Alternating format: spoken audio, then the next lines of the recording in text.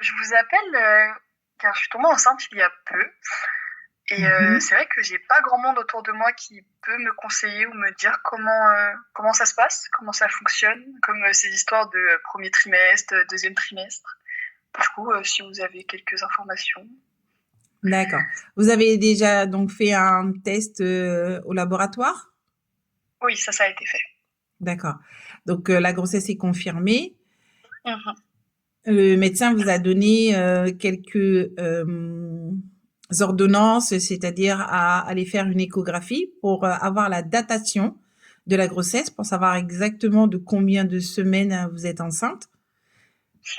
Oui, exact. Parce que pour l'instant, je sais pas trop. D'accord, Mais je les ai pas encore fait. d'accord. À savoir que donc une fois que vous aurez fait votre échographie de premier trimestre, ça va vous donner donc une datation, c'est-à-dire combien de semaines et approximativement à quelle date vous êtes vous avez été enceinte.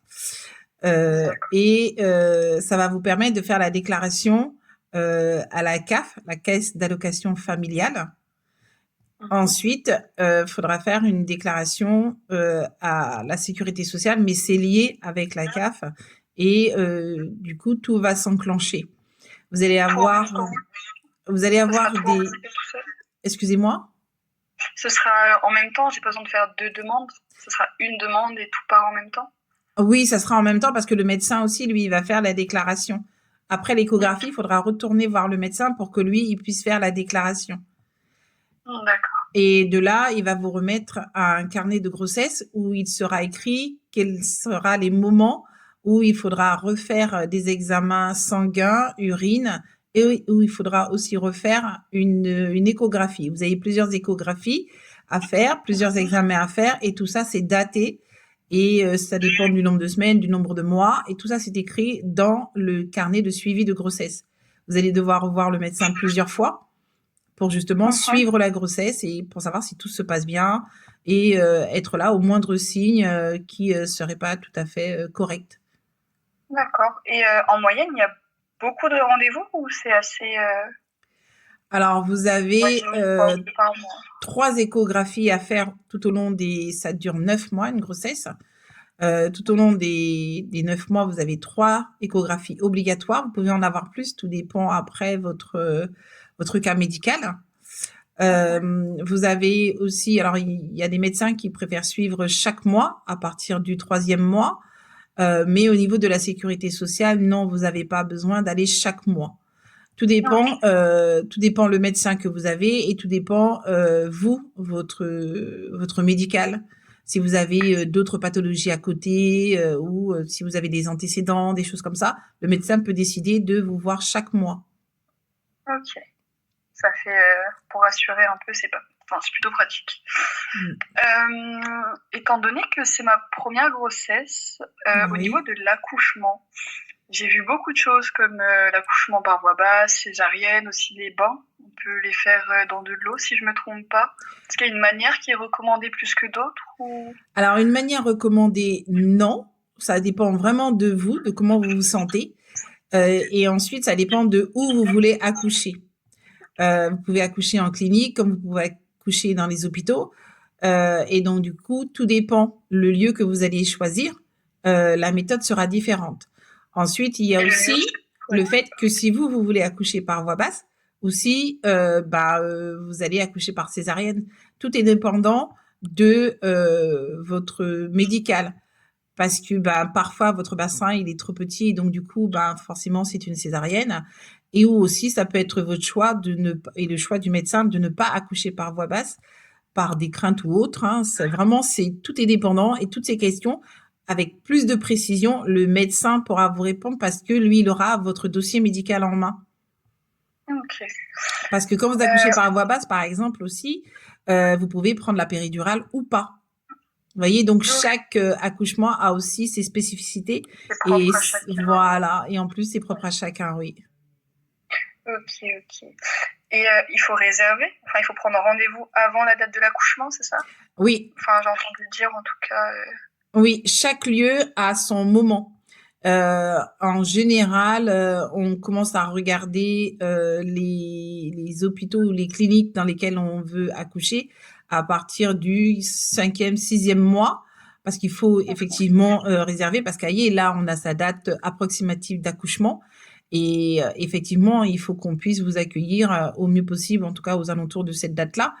Et du coup, donc de réserver, c'est pas comme un hôtel, hein, mais qu'au moins on sache que dans ces environs de cette date-là, voilà, Madame Tartampion est sensiblement possible de venir, quoi. Ok. Donc, au niveau des vêtements pour enfants, Oui. on privilégie quelle taille? Après, je Euh, pense que ça dépend du poids de l'enfant, mais oui, approximatif.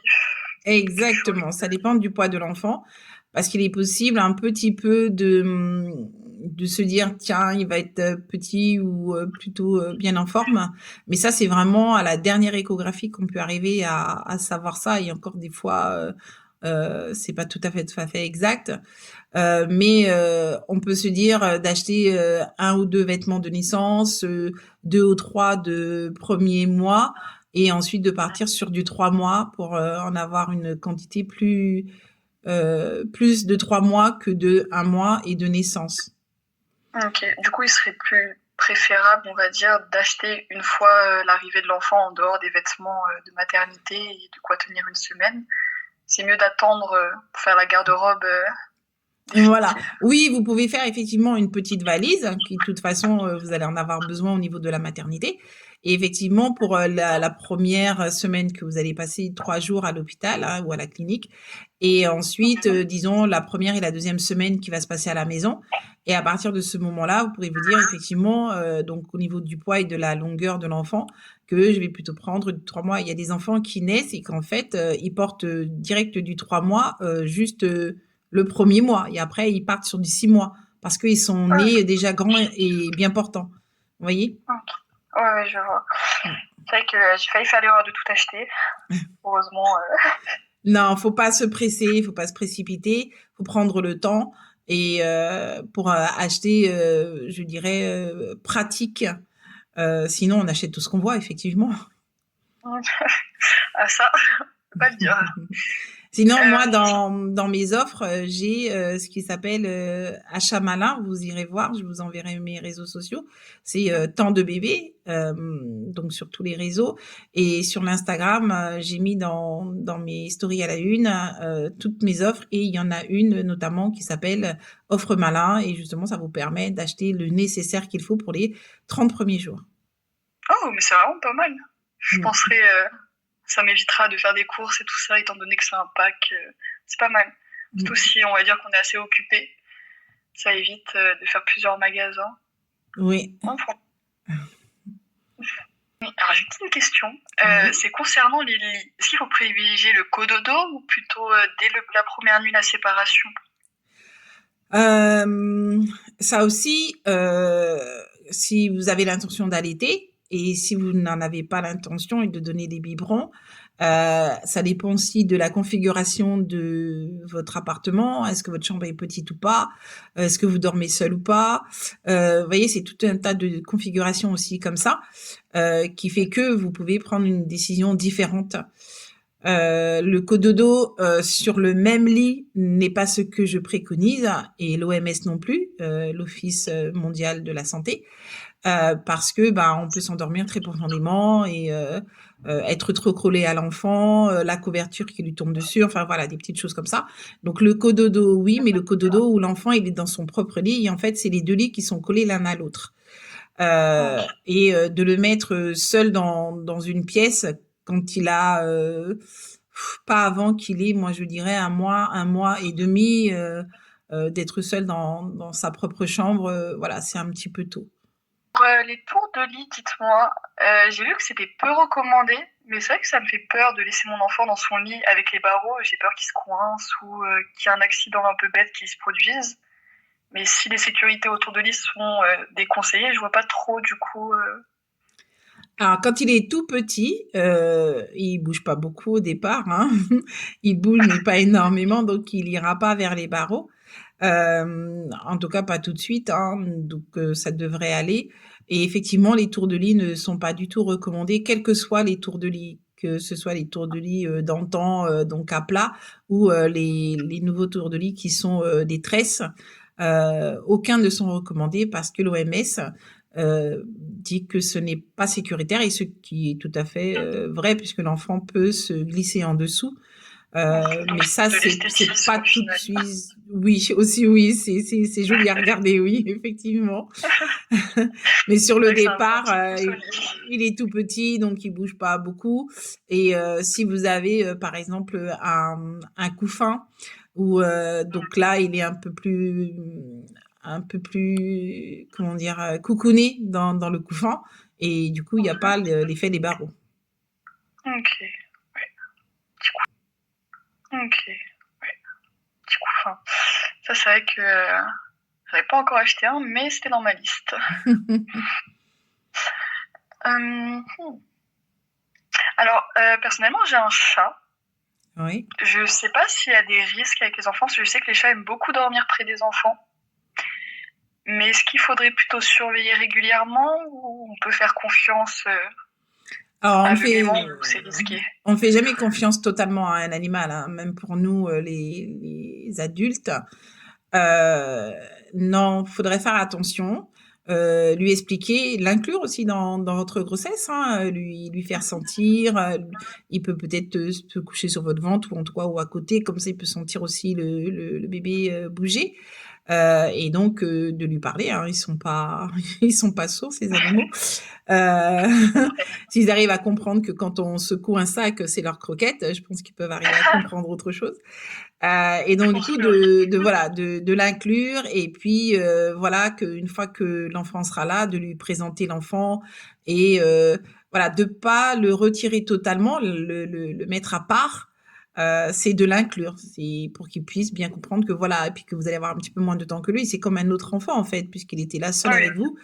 Donc du coup non, c'est de l'inclure quand l'enfant sera là, c'est de le faire sentir l'enfant.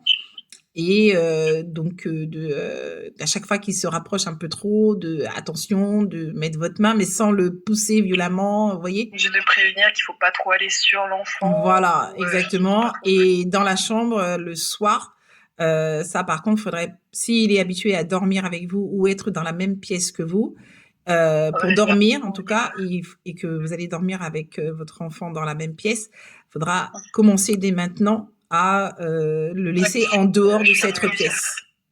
Parce que si je m'y mets au moment où le bébé est là, ça risque d'être Il va pas compliqué. comprendre, oui. Ouais, voilà. Donc voilà, si vous voulez d'autres conseils, il n'y a pas de souci, vous pouvez me rappeler. Allez voir sur mon Instagram, et vous verrez les différents packs, et vous m'envoyez un petit message s'il y a l'un des deux, vous voulez avoir l'un d'eux, pardon, que vous voulez avoir plus de précision.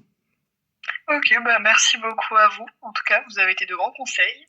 Et puis, j'hésiterai pas à vous rappeler et à faire un petit tour sur le site. Ça m'a l'air vachement intéressant. Enfin, sur le site Merci. Instagram. Au Merci revoir. à vous.